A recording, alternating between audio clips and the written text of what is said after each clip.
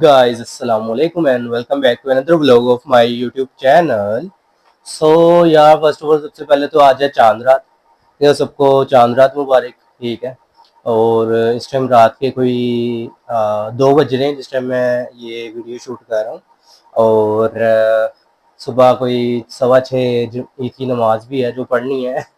तो खैर अब तो जागना है, सोना तो सुबह ही है। अच्छा तो यार आज का व्लॉग स्टार्ट करते हैं। ठीक है। सो आज का व्लॉग बेसिकली होगा कि हमारा कि हमने यूके की जितनी यूनिवर्सिटीज़ हैं, कोई भी यूनिवर्सिटीज़ है उसमें आप खुद से कैसे एडमिशन ले सकते हो। ठीक है। विदाउट एजेंट खुद से कैसे अप्लाई कर सकते हो। ठीक है। इन सब बातों पे होगा। ठीक है। उसके लिए आपको क्या क्या डॉक्यूमेंट्स चाहिए, शुरू से लेके एंड तक वो मैं सारा आपको डिटेल में बताऊंगा। ठीक है। तो चलो अब स्टार्ट करते हैं। हाँ, एक बात बताना भूल गया, वीज़ा मेरा लग के आ चुका हुआ है, वो मैं नेक्स्ट व्लॉग में जो है ना आपको दिखाऊंगा। पासपोर्ट मेरे पास है, मैं उस दिन जाके कलेक्ट कराया था। तो चलो। अरे फर्स्ट ऑफ ऑल अब सबसे पहले जो यूनिवर्सिटी की रिक्वायरमेंट्स हैं वो सुन लें आप। ठीक है। बाजू यूनिवर्सिटीज़ हैं यूके की, वो आजकल जो है एमओआई पे भी चल रही हैं। मोड ऑफ इंस्ट्रक्शन होता है जो आपकी यूनिवर्सिटी में आपको इंग्लिश लैंग्वेज में पढ़ाते हैं, तो उसका एक लेटर बनता है, उसको एमओआई कहते हैं। ठीक है। वो काफ़ी यूनिवर्सिटीज़ आजकल एक्सेप्ट कर रही हैं यूके में। ठीक है। अगर आपने आईएलटीएस पीटी या ऑक्सफोर्ड वगैरह नहीं किया हुआ तो उस पर भी आपका एडमिशन हो जाता है इजीली। एंड लेकिन उसमें एक ये छोटी सी प्रॉब्लम आती है कि ना एम्बेसी इंटरव्यू आने के थोड़े चांसेस बन जाते हैं। ठीक है। बाकी तो सबसे पहले आपने अगर किसी यूनिवर्सिटी में अप्लाई करना है, सबसे पहले तो आप कोई यूनिवर्सिटी शॉर्ट लिस्ट करो। जैसे एग्जांपल ले लेते हैं, लाइक मैं अपनी एग्जांपल लेता हूँ, मेरी लंदन मेट है। ठीक है। तो सबसे पहले तो उसके लिए आपको सबसे पहला जो काम करना है, सबसे पहला आपने अपने जो है डॉक्यूमेंट्स कंप्लीट करने हैं, जिसमें सबसे पहले जो है आपका डॉक्यूमेंट आता है वो आपकी आती है सीवी। आपने सबसे पहले तो सीवी बनानी है। ठीक है। आपके पास सीवी होनी चाहिए। वो मैं सारे स्टेप्स जो है ना 8 के 8 या 9 जितने भी स्टेप्स होंगे ये सारे मेंशन भी कर दूंगा। अच्छा, फर्स्ट ऑफ ऑल हमारे पास आ गई सीवी। ठीक है। सीवी में आपने अपना सब कुछ डाटा वगैरह सब कुछ लिखना है। ठीक है। लेकिन वही लिखना है जो आपने किया वो यहाँ पर। लाइक अब जिस तरह मैंने अपनी सीवी में मेंशन किया था कि मैं डीपीटी की, देन उसके बाद 6 महीने मैंने एक्सपीरियंस लिया, इंटर्नशिप की, ये सारी चीज़ें मैंने मेंशन की थी। उसके अलावा उसके बाद जो है मैंने मतलब दरमियान में मेरा गैप था साल डेढ़ का, वो भी मैंने कवर करना था। साल का गैप था तकरीबन। तो मैंने कवर किया मेरा अपना बिजनेस बता के कि मेरा बिजनेस ये था और मेरा ऑनलाइन बिजनेस ये चल रहा था, इस तरह मैंने कवर किया था। ठीक है। सीवी में आपने बहुत ये 2 बातें लाजमी लिखनी है। ठीक है। आपके एक्सपीरियंस वगैरह, और जेनवन लिखना है, नॉन जेनवन ना लिखना। अच्छा, इसके बाद आपके पास होती है एसओपीस, स्टेटमेंट ऑफ पर्पस जिसे हम कहते हैं, वो आपको बड़ा स्ट्रॉन्ग होना चाहिए। ठीक है। समझ लो उसी पे यूनिवर्सिटी जो है ना आपको जज करती है कि आप किस तरह के हो। आपकी एसओपीस कैसी हैं। एसओपीस में आप लिखते हो आप क्यों पढ़ने जा रहे हो, आपका इंटेंशन क्या है, वहाँ जाके आप अपनी होम कंट्री से वापस आओगे भी या नहीं, फलाना, ये सारी चीज़ें एसओपीस में आप लिखते हो। तो एसओपीस जितनी अच्छी होंगी उतने ज़्यादा चांसेस होंगे आपके ना। ओके, तो ये document, 2 document most important, CV और एसओपी, ये 2 हो गई पहली हमारी रिक्वायरमेंट। इसके बाद हमने जो है अपना मैट्रिक, इंटर और यूनिवर्सिटी की डिग्री, यूनिवर्सिटी की ट्रांसक्रिप्ट, एंड हाँ ये 4 चीज़ें हो गई हमारी हमारी स्टडी से रिलेटेड। ठीक है। देन उसके अलावा आपका पासपोर्ट। ठीक है। और आईडी कार्ड, या बस ये चीज़ें जनरल रिक्वायरमेंट होती हैं किसी भी यूनिवर्सिटी की आपको एडमिशन देने के लिए। होता ये है कि आप किसी भी यूनिवर्सिटी में ऑनलाइन उनमें अप्लाई कर सकते हो। लाइक जिस तरह लंदन मेट है उसका ई विजन पेट्रोल है उसका, उस पर जाके आप अप्लाई कर सकते हो। और बाकी दूसरी जितनी भी यूनिवर्सिटीज़ हैं आप उनकी वेबसाइट पे जाओगे तो आपको पता लग जाएगा, लिंक मिल जाएगा कि ऑनलाइन प्रोसेस आप कैसे कर सकते हो। तो आप उस पर अपना ऑनलाइन प्रोसेस खुद से भी कर सकते हो, कोई मसला नहीं होता। लेकिन एजेंट्स भी कर सकते हैं। एजेंट से मैं इसलिए प्रेफर करता हूँ क्योंकि ना देखो हम खुद से करेंगे ना, हमारा कोई ताल्लुकात कोई वास्ता नहीं है यूनिवर्सिटी से। एजेंट्स में तो ये होता है ना कि उनको प्रॉफिट वगैरह मिल जाता है यूनिवर्सिटी की तरफ से या व्हाट्सएवर जो भी उनका काम है।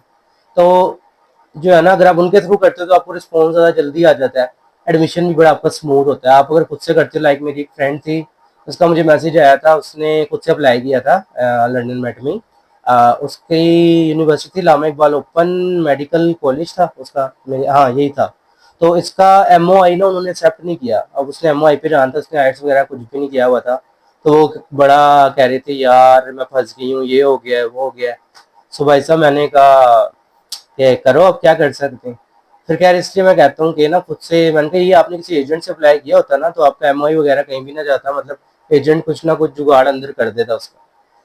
अच्छा, तो वो मैंने चीज़ें आपको बता दी यूनिवर्सिटी के लिए। आफ्टर डैट यूनिवर्सिटी, जब इसके बाद जो यूनिवर्सिटी आपको जो है इंटरव्यू लेगी, प्री कैस इंटरव्यू जिसे कहते हैं, क्रेडिबिलिटी असेसमेंट इंटरव्यू होता है वो आपका, ठीक है। उसमें आपको जज करते हैं कि आप इस काबिल हो कि वहाँ पर पढ़ सकते हो कि नहीं पढ़ सकते। अब जो मेरी यूनिवर्सिटी लंदन में उसने मेरा क्रेडिबिलिटी इंटरव्यू लिया था, बाज़ यूनिवर्सिटी जो है वो लेती है रिकॉर्डेड, बाज लेती हैं लाइव, ठीक है। तो मेरी वाली ने तो लाइव लिया था, फेस टू फेस। मेरे सामने जो था वो इंटरव्यूअर बैठा हुआ था, उनका काउंसलर, उनसे फेस टू फेस उन्होंने मेरे से सवाल वगैरह पूछे थे सारे, कैस वगैरह इंटरव्यू के टोटल जितने, कोई आधे घंटे का मेरा इंटरव्यू किया था, और कोई तकरीबन उसमें 15-18 सवाल थे, डेट्स इट, इससे ज़्यादा नहीं थे, और सारे इजी थे, इतना कोई मुश्किल भी नहीं था, कोई रॉकेट साइंस नहीं थी। अगर आप लोग कैस की तैयारी करना चाहते हो, कुछ भी करना चाहते हो, तो मुझे आप मैसेज कर सकते हो, कोई इशू नहीं है, मैं आपकी हेल्प कर दूंगा उसमें, कैश में कोई मसला नहीं। अच्छा, तो फिर देन कैश इंटरव्यू होता है आपका। कैश इंटरव्यू के बाद यूनिवर्सिटी देखती है आपको कि आप हो इस काबिल के नहीं। अगर आप उस काबिल होते तो आपको 1 से 2 दिन में रिप्लाई आ जाता है। मेरे केस में मुझे 2 घंटे में रिस्पॉन्ड आ गया था कि मेरा जो इंटरव्यू है वो सक्सेसफुल हो गया है, ठीक है। तो उसके बाद जो है मैंने जनाब फिर अगली बारी आती है आपकी फ़ी सबमिशन की, ठीक है। फिर आप फीस सबमिट कराते हो। फीस सबमिशन में अब आपको जो है क्या नाम है, काफ़ी इसके प्रोसेस हैं, ठीक है। इससे पहले मैंने एक ब्लॉग डाला है अपना कि मैंने अपनी फ़ीस किस तरह जमा कराई थी, मैं कितना खुआर हुआ था, और कौन कौन से बैंक की आपको मतलब जिसमें आपको अकाउंट नहीं रखना चाहिए अपना, जो मैं पर्सनली अपनी राय में जो आपको कहना चाह रहा हूँ, ठीक है। कुछ बड़े गंदे गंदे बैंक भी हैं जो आपकी फ़ीस नहीं जमा करते, और बाद बैंक तो ऐसे हैं जो सिर्फ इनिशियल आपका पे करते हैं 4,000 पाउंड। अगर आपने 7,000 पाउंड कराना है तो वो आपको 7,000 पाउंड पे नहीं करेंगे, वो सिर्फ इनिशियल करेंगे। सो मेरा जो मसला हुआ था वो सारा आपने पिछला व्लॉग जाके देखो, ऊपर मैं उसका लिंक डाल दूंगा। अच्छा, तो फिर आप अपना क्या नाम है फीस वगैरह सबमिट कराते हो। आफ्टर फीस जब आप सबमिट कराते हो देन आपको कैश इशू कर देते हैं। कैश कैश एक लेटर होता है स्पॉन्सरशिप का, ठीक है। जब आपको स्पॉन्सरशिप का लेटर आ जाता है, एक होता है कंडीशनल, एक होता है अनकंडीशनल। कंडीशनल ये होता है उसमें कंडीशन लगाई होती है यूनिवर्सिटी में। जैसे मुझे पहले कंडीशन आया था उसमें ये था जी मुझे क्रेडिबिलिटी इंटरव्यू पास करना है, ठीक है, उसके बाद मुझे एडमिशन मिलेगा और मुझे अपनी 50% फ़ी पे करनी है, ठीक है। वैसे तो इन बेसिक फ़ी जो थी 4,000 पाउंड ही पे करनी थी, मतलब 25% और समथिंग बनता है, लेकिन क्लासेस स्टार्ट होने से पहले मुझे जो है तकरीबन 50% फ़ी पे करनी ही करनी थी, तो मैंने वो 60% पे की थी। अच्छा, तो कंडीशनल आ गया, ठीक है। इसके बाद मैं इंटरव्यू दिया, इंटरव्यू पास किया, ठीक है। उसके बाद जो है मेरा अनकंडीशनल आ गया ऑफर लेटर। जैसे मेरा अनकंडीशनल ऑफर लेटर आया देन उसके बाद जो है मैं आप अपनी जो है स्टेटमेंट रखवा सकते हो। स्टेटमेंट अगर आपकी पहले ही रखी हुई है और आपने यूनिवर्सिटी में अप्लाई कर दिया, जिस तरह आप कह सकते हो 1 महीने पहले आपने स्टेटमेंट रखी है, और आप यूनिवर्सिटी में स्टेटमेंट अभी आपको रखे हुए 20 दिन हुए, मतलब आपको स्टेटमेंट रखे हुए 20 दिन हो जाए, तब मैं कहता हूँ कि आप लोग अपनी ना प्रोसेस स्टार्ट कर दो, क्योंकि 10 दिन के अंदर अंदर तो यूनिवर्सिटी आपको रिस्पॉन्स वगैरह कर कुर के सब कुछ कर कुर के कैश वगैरह में पास कर कुर के तब वहाँ तक नौबत पहुँचती है जब वो स्टेटमेंट मांगती है आपसे, जब उसने कैश लेटर आपको इशू करना होता है, ठीक है। तो इससे ये होगा कि आपका जो है टाइम भी बच जाएगा सारा, ठीक है। तो और आपका इतनी कॉस्ट भी नहीं आएगी, जिस तरह मेरी तो कॉस्ट बहुत आई थी, वो मैं आगे जाके भी बताता हूँ। अच्छा, ठीक है, उन्होंने आपको कंडीशनल ऑफर लेटर दिया, उसके बाद अनकंडीशनल आ गया आपका। अनकंडीशनल के बाद देन आप जो है अपनी अपॉइंटमेंट बुक करते हैं, कैश आता है, सॉरी अनकंडीशनल के बाद कैश आता है।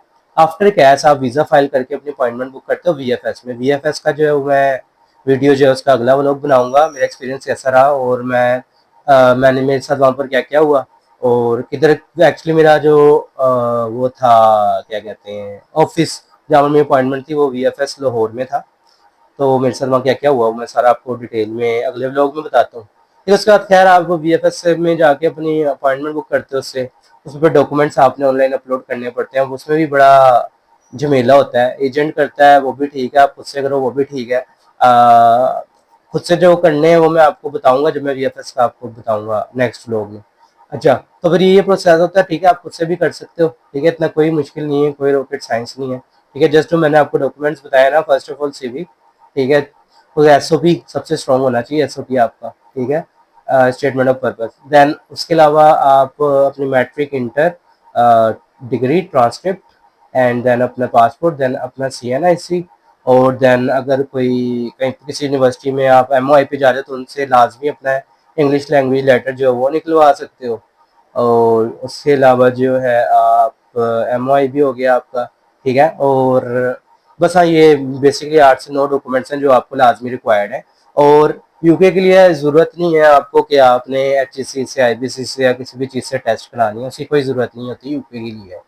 वो यूरोपियन कंट्रीज के लिए होती है, क्योंकि यूके भी पहले यूरोप में था, लेकिन 2021 में ब्रेग्जिट हुआ था, यूके यूरोप से अलग हो गया था, तो उसमें खैर इतनी ज़रूरत नहीं होती। तो उसके जो मेले में ना भी पढ़ो तो खैर है, कोई मसला नहीं है कि जनाब मुझे मोफा से भी टेस्ट चाहिए, यहाँ से भी टेस्ट, उसका कोई रोला नहीं है, वहाँ पर एडमिशन हो जाता है इजीली। ठीक है, तो ये डॉक्यूमेंट्स मेक श्योर अपने तैयार रखो किसी भी यूनिवर्सिटी में अप्लाई करने से पहले। ठीक है, तो अब जो है आज का व्लॉग यही करते हैं, टाइम भी हो रहा है, फिर अभी तैयारी शारी करनी है यार, ईद की नमाज पढ़नी। तो यार आई होप सो आप लोगों को पसंद आया मेरा vlog. Please make sure guys like share and subscribe my YouTube channel. और आप प्लीज़ सब्सक्राइब ज़्यादा से ज़्यादा ठोक दो, क्योंकि मैं अब बड़ी मेहनत कर रहा हूँ। अब मैं रोज़ कोशिश कर रहा हूँ कि वीडियो बनाऊँ ताकि रोज़ अपडेट मिलती रहे। अभी खैर मैंने अपनी ट्रैवलिंग बुक नहीं की यूनिवर्सिटी यूके के लिए। मोस्ट प्रोबेबली 10 से 15 अप्रैल के दरमियान में बुक करूंगा। आज 31 मार्च है, मतलब 10 से 15 अप्रैल के दरमियान की टिकट मैं बुक करूंगा, क्योंकि मेरी क्लासेस 2 मई से स्टार्ट है। सो चलें, तब तक आप लोग अब इंजॉय करें, ईद भी आज। तो फिर मैं मिलता हूँ अगले व्लॉग में। अगला व्लॉग हमारा होगा VFS पे, और उसी के साथ में अपना पासपोर्ट पे जो वीज़ा लेके मैं आया था घर, वो वाला भी साथ ही मतलब मेंशन कर दूंगा। ठीक है, या खैर उसका अलग व्लॉग बना लेंगे, वो बाद में देखते हैं। चलो खैर, नेक्स्ट व्लॉग होगा VFS पे। VFS में क्या क्या हुआ, VFS में आपको कौन कौन से डॉक्यूमेंट चाहिए या रिक्वायर्ड है, वो भी मैं आपको बताऊंगा, नहीं तो व्लॉग बहुत लंबा हो जाएगा अगर अभी बताया। ठीक है, so make sure you guys like share और सब्सक्राइब, अगेन मैं कह के जा रहा हूँ। So I hope you guys enjoy this vlog. So bye.